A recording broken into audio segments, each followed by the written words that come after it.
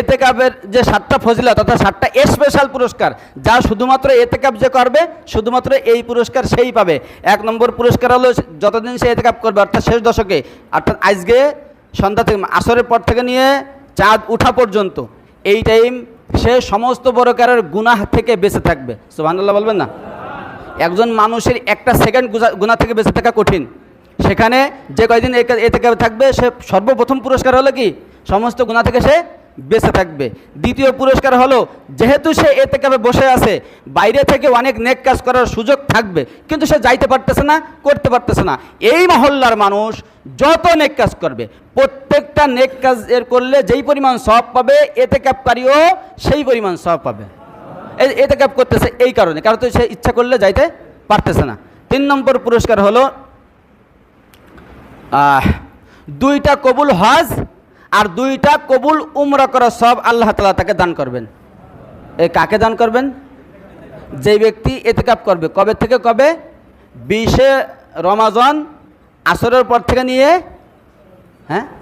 ঈদের চাঁদ উঠা পর্যন্ত। জি আচ্ছা। 4 নম্বরে যেই ব্যক্তি এতেকাব করবে সেই ব্যক্তি অবশ্যই অবশ্যই লাইলাতুল কদর পাবেই পাবে। এই লাইলাতুল কদর খোঁজা লাগে আমাদের, কিন্তু যদি সে এতেকাবের নিয়ত করে যদি ঘুমায়ও থাকে তাহলেও এই কদরের রাত্রের যে সব যে প্রতিদান যে 1000 মাস থেকেও উত্তম, এই রাতটার সব আল্লাহ তাআলা তার আমলনামায় দিয়ে দিবেন। সুবহানাল্লাহ। এরপরে 5 নম্বর যে পুরস্কার সেটা হলো কি, কোনো একজন মানুষ ধরেন কথার কথা আমার মতো মানুষও ধরেন কথার কথা মেম্বারের বাড়ি গিয়ে আমি 10 দিন পড়ে থাকলাম কোনো একটা দাবি নিয়ে। এখন মেম্বার 10 দিনের মাথায় হলেও একটুও দয়ার উদ্রেকতার হবে যে এই বেচারা 10 দিন ধরে আমার বাড়িতে পড়ে আছে, কি উদ্দেশ্য দেখি শুনি, হ্যাঁ না? তখন উনি অবশ্যই ওনার সামর্থ্য অনুযায়ী আমার উদ্দেশ্য পূরণ করার চেষ্টা করবে। যেইখানে আল্লাহ তাআলার বাড়ি হলো স্বয়ং মসজিদ, এই মসজিদ আল্লাহর ঘর না, এইখানে যদি কোনো ব্যক্তি এইভাবে ধর্ণা দিয়ে পড়ে থাকে তখন আল্লাহ তাআলা ফেরেশতাদের কাছে আলোচনা করে এইখানে এইভাবে পড়ে আছে কেন?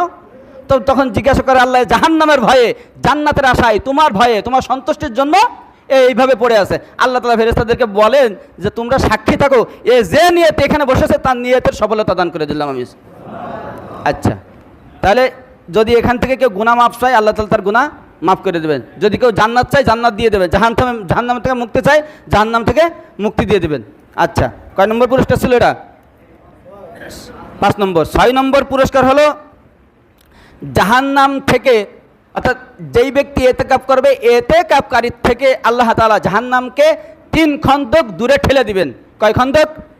এখন সাহাবায়ে কিরাম জিজ্ঞাসা করতেছে ইয়া রাসূলুল্লাহ এই 3 খন্দকে খন্দকই তো